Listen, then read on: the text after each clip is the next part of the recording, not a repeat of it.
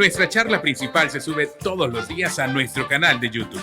Búscanos como Diana Verónica y Tony, la entrevista. También puedes volver a escucharla en Spotify como Diana Verónica y Tony.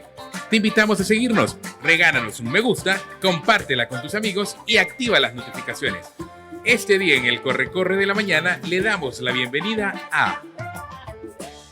Bueno, desde WhatsApp, atrapado en el tráfico vehicular de la mañana. Gracias por estar aquí. 5 de la mañana salió de WhatsApp. Bueno, Javier Hernández, compañero. Presidente de la Asociación de Colegios Privados de El Salvador. Hola, Javier, bienvenido. Buenos días, gracias Tony, gracias Diana. Siempre es un placer estar con nosotros acá compartiendo. La verdad, agradezco mucho la invitación y las disculpas por la tardanza. Créanme, el tráfico está terrible.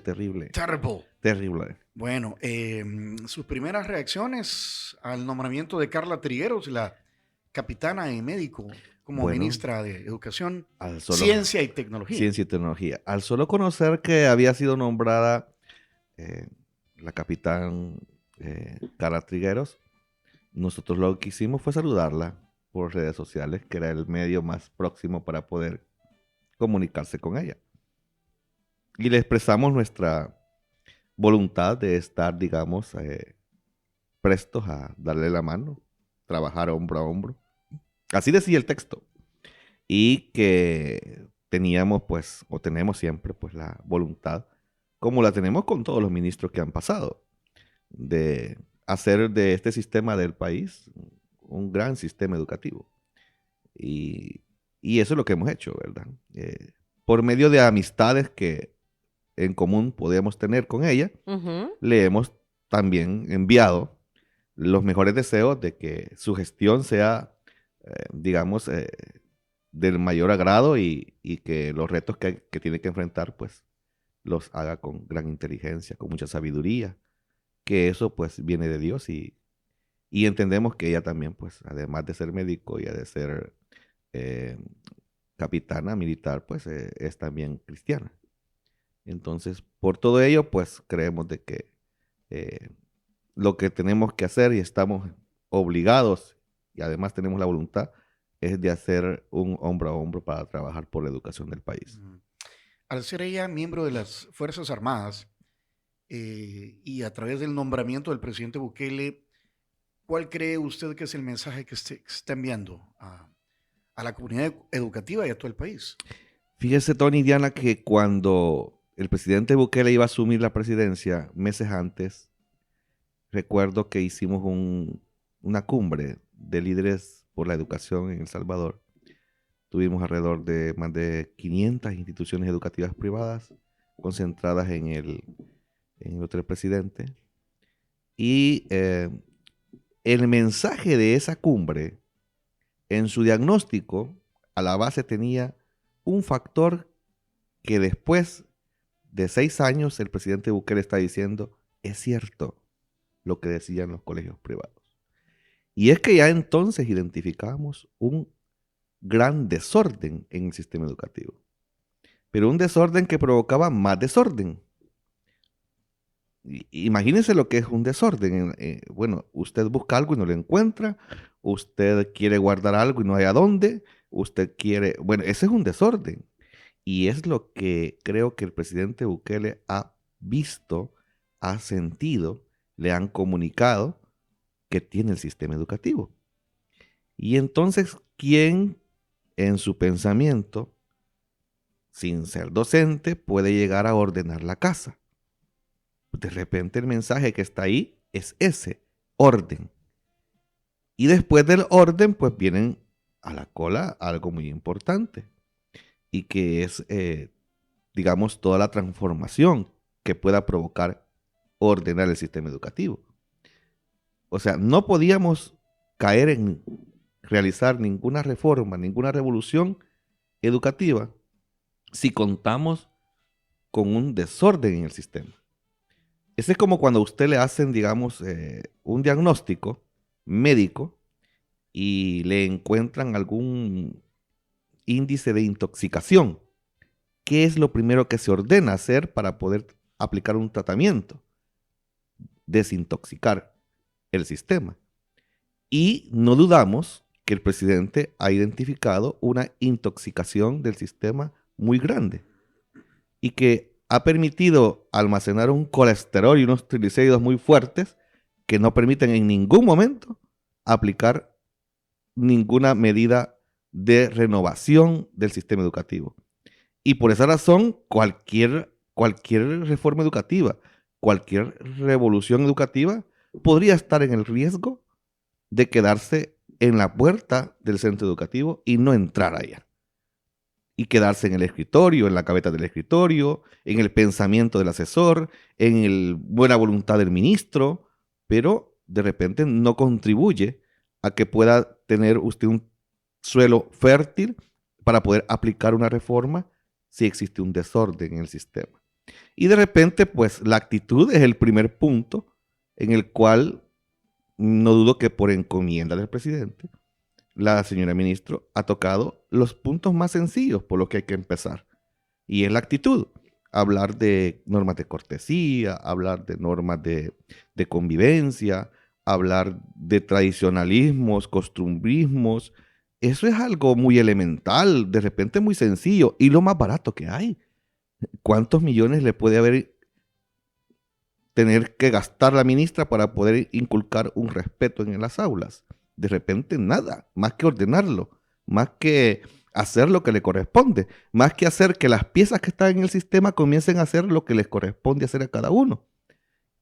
El docente, pues, ser modelo, el padre de familia asumir su rol de proveedor y también de protector y de dador de derechos, el director liderar a los maestros, asesorar a los maestros, el jefe de los directores caer en una verdadera, asumir su rol como líder de zona, de región educativa. O sea, yo creo que lo que el presidente y la ministra tienen en el fondo es la buena intención y poner en práctica lo que es el compromiso de un mejor sistema educativo que tenemos como país. O sea, lo que usted dice, Javier, la lectura que hacen es que para poder implementar una reforma educativa que en realidad saque jóvenes con conocimiento, porque ahí está la PAES, vea, de ejemplo. La PAES es el medidor y la PAES no nos ha ido bien en los últimos años. La PAES y avanzo. Y avanzo ahora, ¿verdad? O sea, sí. Los resultados hablan por sí solos y todos los analistas del sistema educativo siempre han dicho, miren, hay que cambiar la currícula, hay que actualizarla incluso y hay que hacer que también los jóvenes estudien. Va. Es correcto. Esa es la realidad. Así es. Pero para poder hacer esto, primero hay que irnos a lo básico.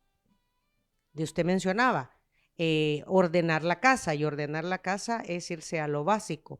O sea, ese orden no se ha estado dando. ¿Desde cuándo estamos hablando de ese desorden, Javier? Lo que sucede es que el mismo sistema, digamos que facilitó costumbres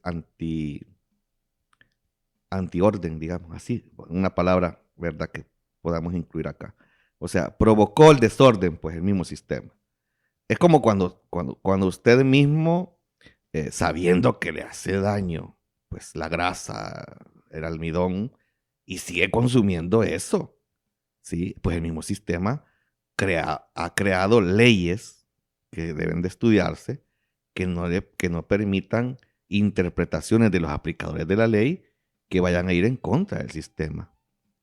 Porque el desorden creado no es por las normas existentes. Las normas ahí están.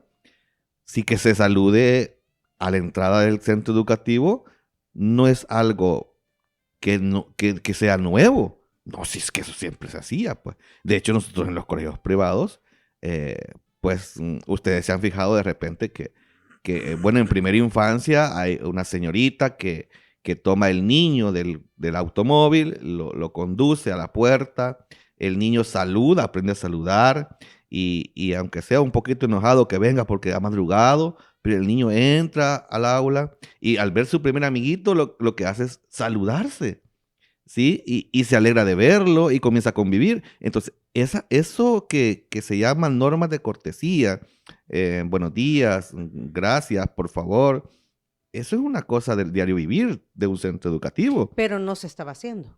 Pero digamos que había tenido un debilitamiento suficientemente fuerte, porque recordemos que también habían instalado algunas, digamos, creencias sociales que habían ido en contra de esto. Fíjese, un factor, por ejemplo, para ponérselos en contexto, Ujú. ¿verdad? No sé si ustedes cuando estudiaban y llegaba alguien al aula, ustedes se ponían de pie. Claro. Ajá. Y decían buenos días o decían buenas tardes, ¿verdad? Ujú. Y el que estaba en la puerta del aula les decía, por favor, siéntense. Ujú. ¿Sí? Exacto. Ok. Para ustedes eso les hacía sentir que ustedes eran menos que el que llegaba a la puerta del aula. No. Ok, pero exactamente, ese es el cambio contra el sistema que se instaló de gente que pensó que eso los hacía menos, que los hacía, digamos, perder su dignidad como persona, porque llega una persona ahí que los hacía sentir menos. Era una humillación. ¿Por qué pararse frente a alguien de esa forma? Nunca había oído eso. Y Oh, yo lo ok. llevo eso ahorita aquí, a Y esta usted, cabina. y usted lo escucha como que dice, ¿qué país es ese, verdad? Pero Sí. señores, esa es la instalación que hay. Vaya usted a un aula ahorita a probar si se ponen de pie cuando usted llega al aula. Y verá que no es tan fácil que se pongan de pie. Costumbre perdida. Sí, porque O mejor ahorita- dicho, buena costumbre. Vaya, Javier, pongamos un ejemplo. Usted entró a esta cabina y lo primero que hacemos, Tony y yo, es ponernos de pie, decirle bienvenido y correcto. saludarlo. Y eso no los hace menos. No, al contrario, o sea, Ajá. estamos, a ver, siendo corteses, dándole dignidad a Exacto. usted. Ajá. Pero alguien sembró la idea de que eso es sentirse inferior a quien llega ahí.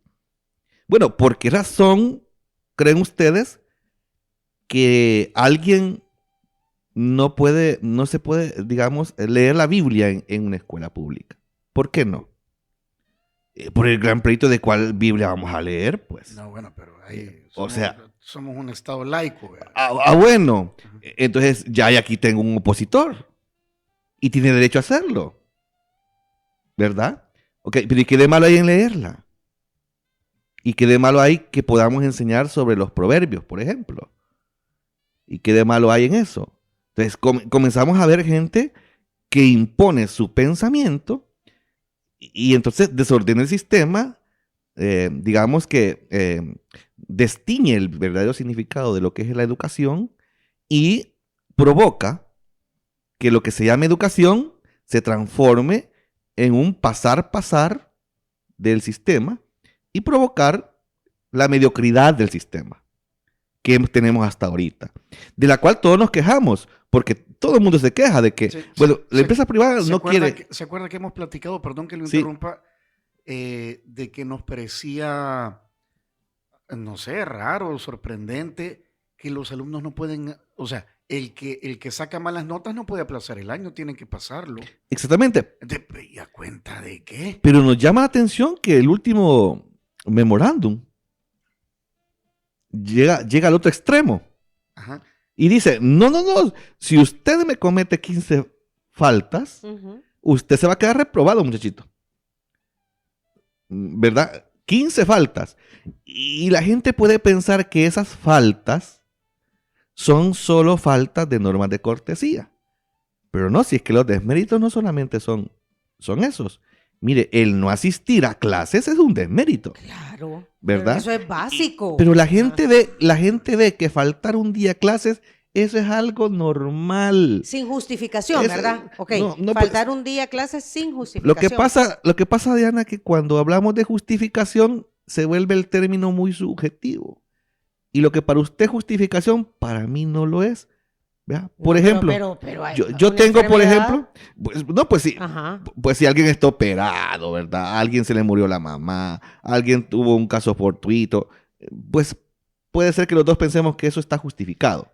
Pero alguien puede pensar que es justificado que él no tiene zapatos para ir a la escuela, entonces los va a ir a comprar en el horario que tiene que ir a la escuela, porque, ¿verdad? Sí, Para no mí eso no es aplica. justificación, puede ir en Así otro es. horario, ¿verdad? Exacto. O puede ir sábado y domingo, Exacto. ¿sí?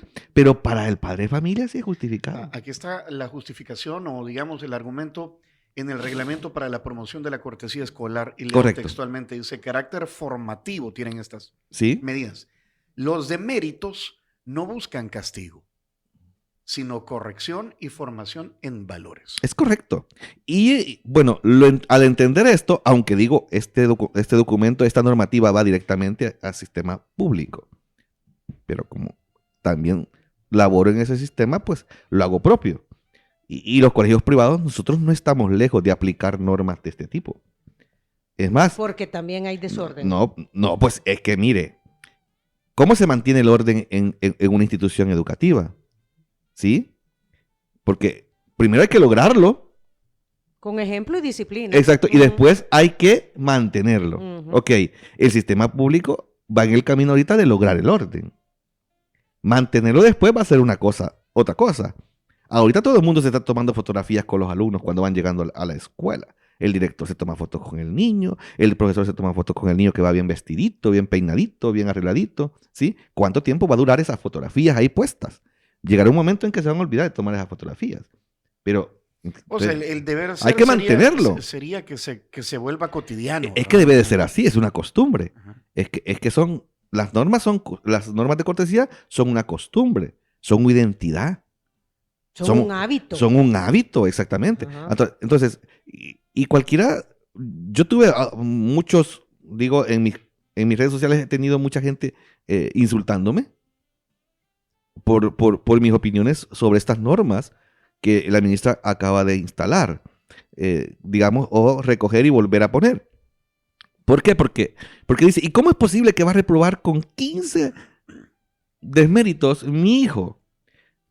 Y bueno, mire, para llegar a 15 desméritos, quiere decir que es un estudiante totalmente rebelde. Es rebelde. Rebelde, exacto. totalmente rebelde. Ajá. Y quiere decir que es un estudiante que ha heredado una conducta de sus líderes del hogar. Exacto. Papá, mamá, tío, tía, abuelo, abuela. Un niño es el reflejo de su familia. Así es, porque lo han tolerado. Pues sí, pero en su casa le han aguantado, pero no estamos obligados en el centro educativo a aguantarle su rebeldía. ¿Sí? Si un estudiante, bueno, en su casa a su papá y a su mamá no le obedece, ¿en qué lógica, en qué sentido común encontramos que no le va a obedecer al papá, pero sí al profesor? No se encuentra esa lógica en ningún lado. O sea, está destinado esto a identificar rebeldías, digamos así, netas, ¿verdad? Pero también el mismo normativo que acaba de leer acá Tony, tiene un apartado donde dice, pero si usted se equivocó tanto, corríjase Ujú.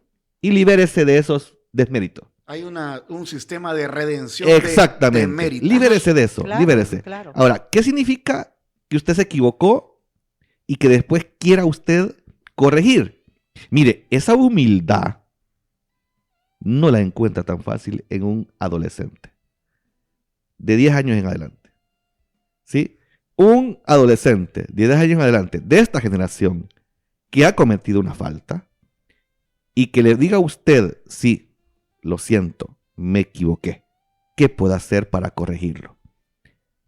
Difícil que de 10 encuentre 4. Difícil. Ese estudiante no le importa que usted lo repruebe. Ese estudiante le va a decir al papá, ya no quiero ir a esa escuela, ya no quiero ver a ese profesor, ese director me cayó mal. Vaya, pero ¿a dónde Y el queda? papá le va a tolerar eso. Vaya, es que a ese Hay punto que voy. corregir hasta los papás. Sí. Exacto, a eso voy, Javier, porque de usted nos lo ha dicho, aquí hemos tenido también a dirigentes de centros escolares del sistema público y muchos, bueno, todos hablan de que se les ha quitado autoridad. Va. Ha venido la autoridad del centro escolar o de los que dirigen el centro escolar se ha bajado y que los padres de familia, lejos de, ¿verdad?, subir la autoridad, la siguen bajando. Hay padres de familia que llegan al colegio y dicen, yo no sé qué puedo hacer con este niño, ahí vea usted, corríjalo. Mire, un estudiante de 12 años de edad llega tarde a la casa. El papá es un vendedor en los buses, dulces, lo que caiga en los buses, ¿sí? Y preocupado por la niña, se rebusca y dice, ¿dónde está? ¿Dónde está? Llega noche, muy noche, y comienza a decirle a la niña, muchachita, ¿y usted dónde estaba? Me tenía preocupado. Por favor, dígame. Y la niña no dice dónde estaba. ¿Sabe qué hizo la niña? Llamar a la policía. Porque sentía que su papá la estaba agrediendo psicológicamente. Por preguntarle que por qué no había Por llegado a la querer casa. corregirla. Ujú. ¿Sí? La policía llega a acuerpar a la niña. Porque estaba frente a una corrección. ¿Sí? Hasta de adultos nos corrigen. Hasta de adultos nos preguntan ¿y por qué no has venido? Imagínense. Y entonces, ¿quién le da lugar a esta niña? Llama a la policía y echársela al papá. La ley. La ley le da lugar, la facultad. ¿Sí? Estamos frente a una generación en la cual están muy instruidos en derechos todos los niños, pero poco instruidos en sus deberes. Y fuera de conciencia. Entonces, volver a ordenar la casa donde vive el niño y volver a ordenar la casa donde estudia el niño no es una tarea fácil. Pero debe de comenzar porque los líderes comencemos a asumir nuestro rol.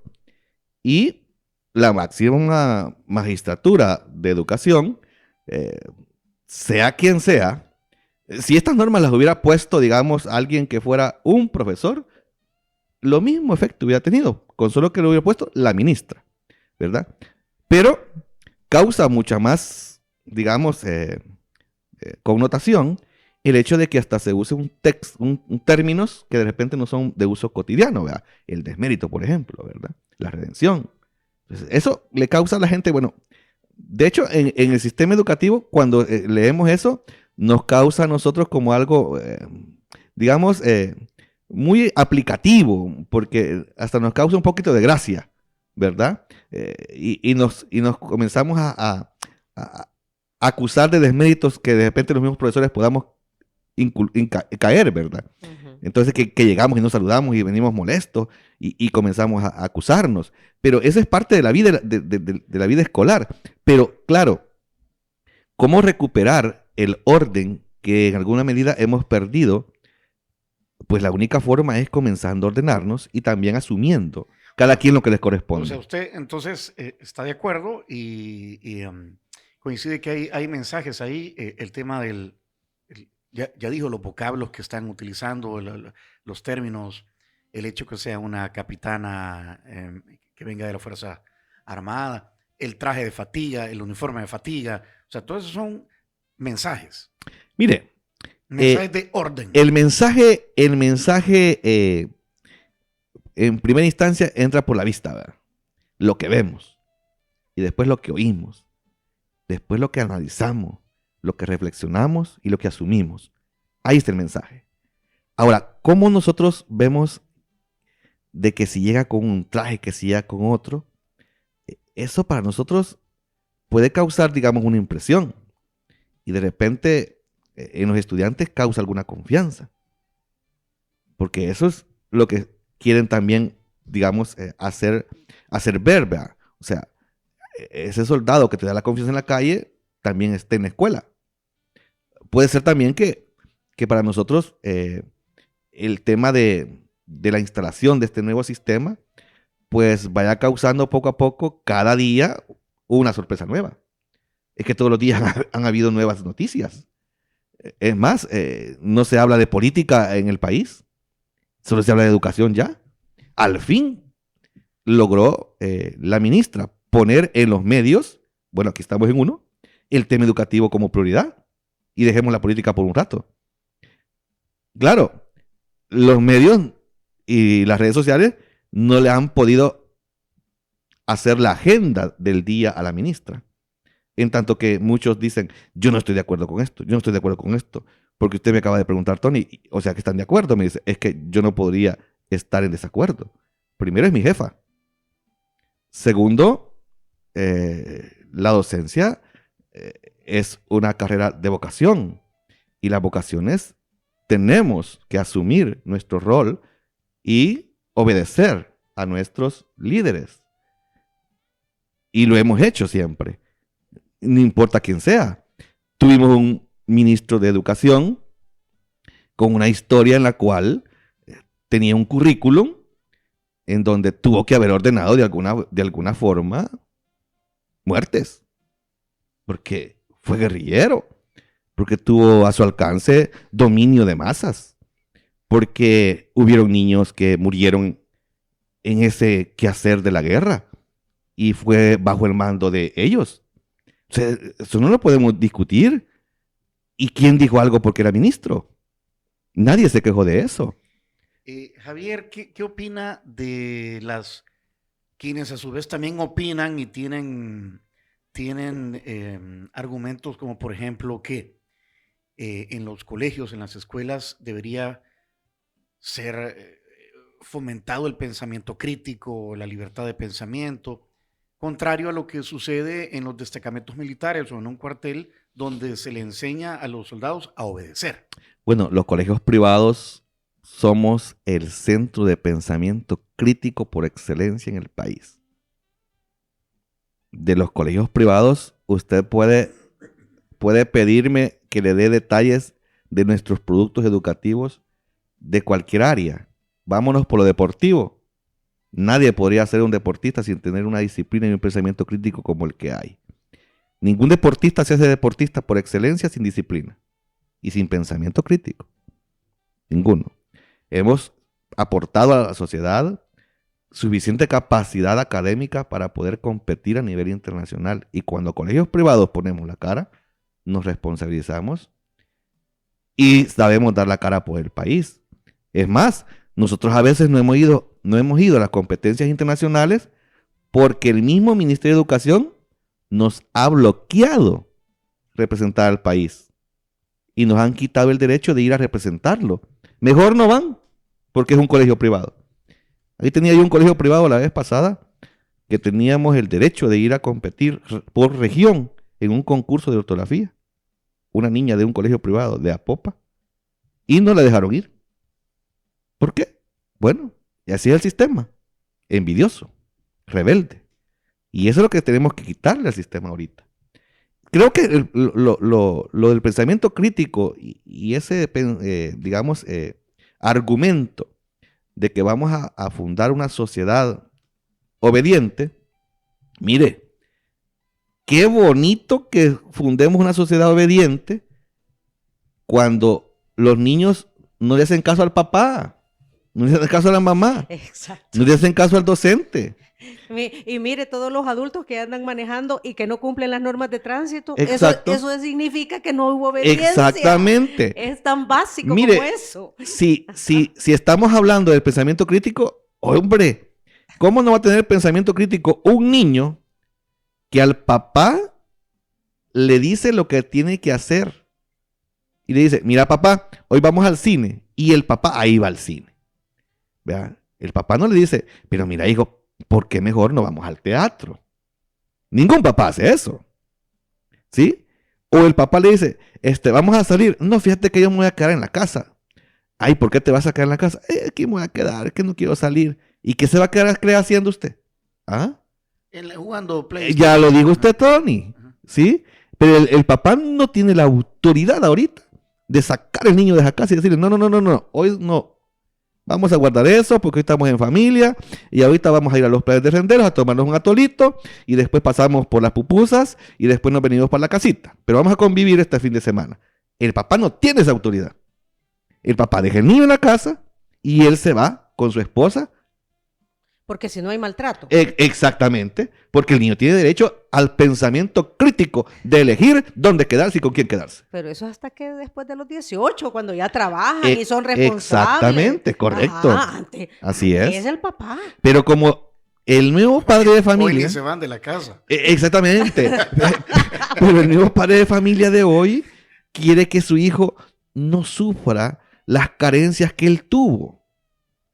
Si el papá quiso... ¿Cómo se llama eso que está de moda? Enseñanza ¿cómo?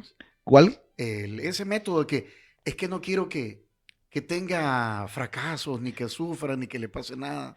Es que mire, lo estamos viviendo, Tony. Es cierto, hay un concepto ahí, hay un concepto. A todos se nos olvida que ahorita. Pero miren, el detalle más claro es que la resistencia a estos pequeños detalles de normas nos está diciendo que somos una sociedad sumamente polarizada y que actúa en contra de sí mismo. Educación afectiva. Exactamente. Actúa en contra de sí mismo. Por ejemplo, yo escuchaba a alguien que me mandaron el Twitter. no, fue un video, ¿verdad? Ajá. Primero, una señora, ¿verdad? Primero, una señora. De seguro no es madre.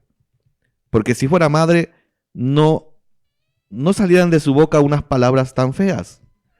Y segundo, creo que le falta, aunque sea un átomo de inteligencia, ¿verdad? Porque llamarle a los estudiantes de una forma despectiva de un sector y llamarle a otros estudiantes de otra forma más despectiva, creo que eso no es ni inteligente, ni es educación, pues ahí se ve la muestra que se necesita educación en el país. Esa polarización, lo que al país le da son armas para destruirse, no para construir. Ok, hagamos un resumen ejecutivo de los lineamientos que hasta ahora ha dado la nueva ministra de Educación, Carla Trigueros. Lo primero fue llegar con su uniforme completo, limpio y corte de cabello adecuado. Ese fue uno de los primeros lineamientos. El memorándum 1. Ajá. El memorándum 1, ¿verdad? Ajá. Imagínense, fue el primero que escribió. Exacto. Sí. Vaya, eso es básico. A mí de verdad hasta me llamó la atención cuando vi que había que cumplirlo. O sea, no se ha estado cumpliendo algo tan básico. De ahí salió el buenos días, el buenas tardes, el gracias, el con permiso y el por favor, ¿verdad? Sí. O sea, todo lo que hasta el momento, los lineamientos que hasta el momento ha dado la ministra, todos son, Javier, básicos y el deber ser de las cosas. O sea, ahí no hay nada extraordinario. Más bien uno dice, ¿cómo es posible que hemos llegado a estas instancias en donde esto tan básico no se estaba haciendo? Pues sí, es que era una sociedad que... Y nosotros los adultos no estábamos viendo que se hiciera. Y vamos por el rumbo incorrecto, definitivamente. ¿Sí? En su primer memorándum, uno puede pensar, reflexionar y dice, mire, ¿cuál fue la primera escuela que visitó el día siguiente de su nombramiento? Fue una escuela de Soyapango. ¿Sí? De seguro ella observó cómo entran los niños, cómo van vestidos, cómo hablan, cómo los profesores actúan, cómo la directora actúa. Mira, 35 años de edad que tiene la ministra, tener ese pensamiento y esa reflexión frente a un escenario de ese tipo, de inmediato se le ocurre y dice, bueno, no, yo no voy a ocupar mis asistentes ni mis asesores, yo voy a redactar ese memorándum, porque se ve una redacción que no estamos acostumbrados a ver. Es una redacción muy particular de alguien, y me imagino que es ella. Y luego de eso dice, bueno, ya vi que eso no está bien en mi sistema educativo. Los niños deberían entrar saludando. Los niños deberían venir bien vestidos si yo les doy el uniforme. Pero habían críticas porque dicen que solo les han dado un uniforme este año y entonces que cómo van a exigir que lleguen limpios y pues sí, ¿verdad? Y muchos lugares carecen de agua 24/7 también. Mire, le van a poner cualquier justificación siempre. Uh-huh. Cualquiera. Yo he trabajado en zona rural en donde hay que ir a lavar a una pila, uh-huh, a un pozo. Y esos niños llegaban bien vestiditos, donde no había energía eléctrica y la plancha era de brasa. Uh-huh. Y los niños llegaban bien planchaditos. O sea que hay padres de familia detrás de... Exactamente, uh-huh, sí. Hay una familia. Por supuesto. Del tiempo, la más reciente medida Yo no tengo problemas con el tiempo, Tony. Yo puedo estar aquí hasta las 12. Gracias. El tema da para, dice. Anoche tuiteó la ministra, he ordenado la destitución inmediata del director y subdirector del Instituto Técnico Industrial, el INTI, tras confirmarse que continúan siendo los mismos de aquella época, evidenciada en un video compartido por el presidente, donde pues lo que habían ahí eran, y lo voy a decir así entre comillas, pandilleritos o mareritos, Sí. ¿verdad? Y eso es lo que... Entonces dice que van a haber nuevas autoridades. ¿Qué opina? Bueno, nosotros somos respetuosos del actuar de cada jefatura. Es un sistema en el cual nosotros todavía no tenemos, digamos, ninguna opinión que vertir en tanto que si está bien o está mal, o en tanto que si va esto a ayudar o no al sistema. Lo que sí puedo decir, Tony, Dana, es que los centros educativos del país, la carrera, y bueno, lo vuelvo a traer porque el memorando, si ustedes ven, están dirigidos a directores. Ujú.